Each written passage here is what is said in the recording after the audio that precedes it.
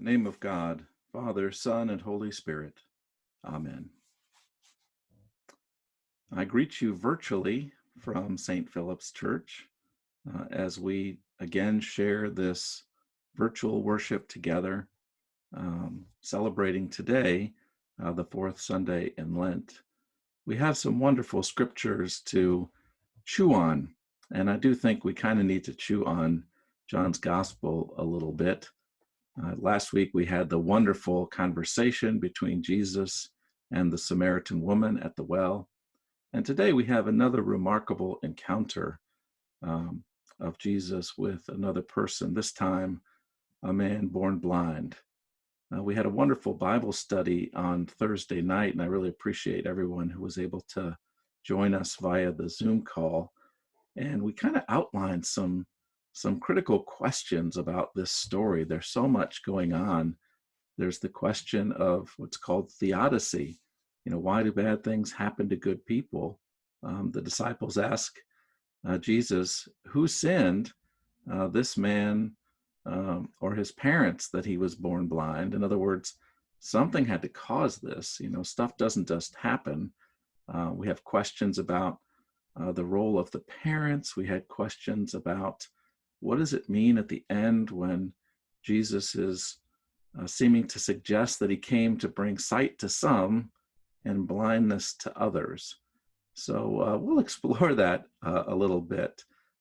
So what about this story? What about this guy? I got to say, I really like this guy. He is a fearless, no nonsense kind of guy. In the story, he keeps being interrogated by the Pharisees, and he just sticks to his guns. Everyone else around him is kind of freaking out about this, and he just tells the truth as he sees it. I don't know. All I know is that I was blind, and then this guy rubbed mud on my eyes, and I washed, and I could see. He just tells the facts. He's he's such a refreshing kind of figure, I think, in this story. For him, I think that the problem really isn't that he can't see at the beginning of the story. The problem for him is that he couldn't be seen. All people ever seemed to see about him was his condition. He was really not seen as a full human being. Just, that blind guy. And so what's revealed in this story is this wonderful tension, or the flip of, he's blind and then he can see. And guess what? Everyone else in the story that can see actually has problems with blindness. I mean, if you think about it, everybody in this story suffers blindness in one way or another. The disciples are blind at the beginning. They're stuck in this popular belief that blindness was a direct result of sin.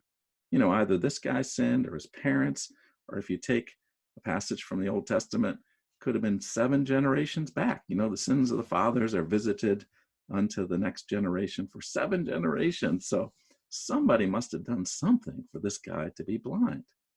And of course, Jesus says, you guys are ridiculous. Remember that Tower of Siloam thing you were on about? Sin does not cause blindness. Sin does not cause tragedy. Sin is just sin, and we got to deal with that separately. But please stop blaming everything in the world on somebody. And the man's neighbors, of course, are blind. They just saw him as the blind guy. When he's healed, they don't even recognize him. Once he can see, they're like, I don't know, is that the guy or not? He's not the blind guy anymore. They never really looked at him, so they can't tell if it's the same guy or not. They just looked through him, and that's, I think, profoundly sad, and maybe something for us to think about. The man's parents are blind too. They're blinded in this case by fear of the Pharisees, fear of the Jewish authorities. And that fear is rooted in the sense that if they screw up, if they give the wrong answer, they could be driven out of the synagogue. They could be driven out, kind of exiled from their community. And I gotta say, I have more empathy for the parents now than I probably ever have. This idea of being exiled, of being cut off, of being, quarantined, let's say, somehow has more resonance right now. Um, that fear of isolation is really deep, and it causes them to be blind in this story to what God is doing. They kind of pass the buck. You better talk to our son. We can't tell you. All we know is that it's our son. We'll say that much, but we're afraid to say any more. That's kind of sad too. And of course, the Pharisees are the blindest of all. Uh, they are blinded by their preconceived ideas about Jesus. They're just on this mission to discredit Jesus. He has really deeply frightened them and unsettled them. And so they keep going around trying to find evidence against him to prove that he's a sinner.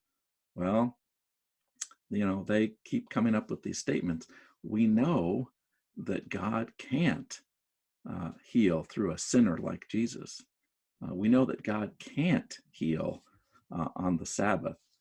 And I gotta say, theologically, you're in deep yogurt when you're using words like God can't. I mean, if you believe God is the omnipotent creator of the universe, no sentence can include the words God can't. But there they are. God can't do this. Can't accept it. Not, and that resistance causes them actually to become angry. They're angry with Jesus for kind of challenging these preconceived ideas. Then they get angry with the blind man for being healed and for sticking to his guns. He's supposed to roll over and give them the party line, and he says, "I don't know. All I know is that he healed me. And I know he couldn't be a sinner if he healed me, right?" I mean, he kind of maybe digs at them a little bit, and that just infuriates them. And they actually revile him. They revile the man who's experienced a miracle of God. And they drive him out. And you can imagine this was his parents' biggest fear, but it wasn't his. Being driven out, he's like, "You guys never welcome me anyway, so big whoop. I'm out of here. See ya." Um, this blindness that we see in the story, I think, has some deep resonance for us because we know that blindness is really part and parcel of the human condition, not physical blindness necessarily. Although as we age, we deal with problems in our vision, almost all of us, one way or another. But blindness is kind of a universal thing. Even the great prophet Samuel in our Hebrew scriptures today suffers from some blindness. He had been so overjoyed to anoint a king for Israel, King Saul. And now that God has removed his favor from Saul, Samuel's sent to anoint a new king. And he's grieving over that, grieving over Saul's failure, grieving over a hoped for reality that no longer exists. And so when he comes to anoint the new king, he is blind. In good Jewish tradition, he goes to Jesse's family, and of course the favor is supposed to pass from the father to the eldest son. And so Jesse trots out his oldest son, and Samuel says, "Yeah, he looks fine. He's tall, he's good looking, kingly. Let's go with him." And God says, "Nope." And then one after another, all the sons, until they've run out of sons. Only the youngest, who's out in the field, because who would want him? He gets called over, and God says, "That's the one. You were looking for a tall, good-looking guy." But God doesn't look on those outward things. God sees more deeply. God looks on the heart. God is the one who is not blind, but we are. I think we're being asked right now to see in some new ways. I know I've been challenged to see things that I have never noticed before, to see the preciousness of human contact and community. The other day, our electrician has been doing some work at church. I just happened to be at church. I've been working mostly from home, but I happened to be there. And he stopped by to drop off his invoice. He said, "Well, I could have mailed this, but I just felt like coming." And so we stood there an appropriate distance apart, and he just chatted. You could tell that he was craving human contact. And I've never been so aware of the preciousness of community and human contact. Um, I went into Paul's to pick up a sandwich, I think that same day, and no one else in the parking lot, no one else was picking up food, and I chatted with Paul for a while, and you could just see that yearning. I mean, he loves being the hub of community there in that corner in Rochester. It's helped me to see again how interconnected our world really is, that we can't cut ourselves off. Certainly the virus doesn't care about national borders, about language, about culture. We are all in this together in deep and profound ways, and united with the suffering and worries of people continents away. It's caused me to see a hard truth that, boy, I am not in control of anything. I like to think I am, but I'm not. Control is an illusion.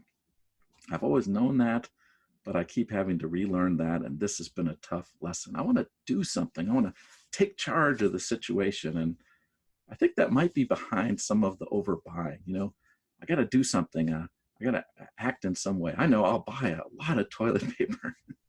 Well, for those of us who didn't buy a lot of toilet paper, could you share? Because that impulse to do something sometimes has negative consequences, and we're seeing that in some of the stress that this is putting on our supply chains and so forth. It's caused me to see how valuable some of the more invisible people in our society are. The truck drivers and grocery store workers and clerks, the factory and warehouse workers, the whole food supply chain, not to mention, of course, with toilet paper, Mr. Whipple. Who knew how important he was going to be in 2020? And of course, how important all of our healthcare workers really are, always, but especially now in this crisis, struggling to make do with insufficient supplies and to worry about their own health and their family while going to work every day and caring for sick people. Think of aid workers and first responders, for those who work in assisted living facilities and skilled care facilities and home health aides, and all those with whom we can't make it without them. And suddenly I'm just so aware of them. I'm seeing them in a different way. Our teachers and professors who are trying to create a whole online education system overnight with no training. I think about that as we're trying to do that for church. We certainly didn't learn this in seminary or teachers college or anywhere else. We're just trying to do the best we can. And I'm seeing that, and my heart is really touched by the efforts that people are making. And of course, parents and grandparents, caregivers, those who are trying to keep a sense of normalcy and to take on extra burdens to help their kids and parents and others to cope with all this. It's really helping me to see those things in a different way. We've been doing things by a Zoom call, and that's become really precious. It's so annoying, these online calls where everyone's trying to talk at the same time. And I really thank you for your patience if you've been on these calls on the Bible study or in our noonday prayer. And I hope if you're watching this before 11 o'clock on Sunday, that you'll join us for our Zoom coffee hour. We're going to give that a try at 11, or our Zoom youth group at 11:30. But when I see people on the screen, they're kind of illumined in a different way. I don't know if you noticed that, but the light of the computer screen gives them a kind of glow. And I was thinking about that as I've been praying for everybody, that it's showing us that we are luminous with the radiance of God's light. And that's, in the end, I think, what this gospel is really showing us. Jesus says, I am the light of the world. And earlier in John's gospel, we read that this is the light that shines in the darkness, and the darkness has not and will not overcome it. Our psalm today, the 23rd Psalm, the most beloved psalm reminds us that though we walk through the valley of the shadow of death, the valley of fear, the valley of coronavirus, the valley of economic uncertainty, we will fear no evil because you are with us. So today, as you cope with anxieties and fears of all kinds, remember that as children of God, we are the light of the world. We are the ones who are called to reflect the light of Christ, the glory of God, to shine with the radiance of Christ within us. May we, in this dark time, shine. Amen.